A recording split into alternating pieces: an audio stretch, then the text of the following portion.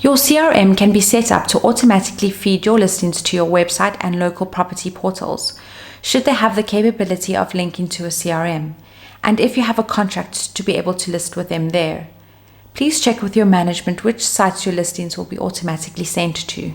In order to automatically feed your listings to these sites, you first have to make sure that as many of the fields in the listing record are filled in, and that you have uploaded a few photos to the record.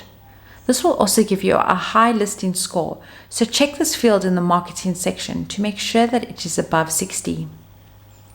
Once you are satisfied with the information that you have recorded, you will need to change the status field in the availability section to active, and then you will need to check the boxes for advertise on our website and/or advertise on portals in the marketing section of the listing record. Once these steps have been done, your listing will be published on the sites with which your CRM is linked automatically. This may not happen immediately, as some websites and portals only pull this information from your CRM once or twice a day. Property Nexus website templates pull this information every few minutes, so you can see the changes almost straight away. Any changes that you make to fields in the listing record will be updated when the website next pulls information from your CRM.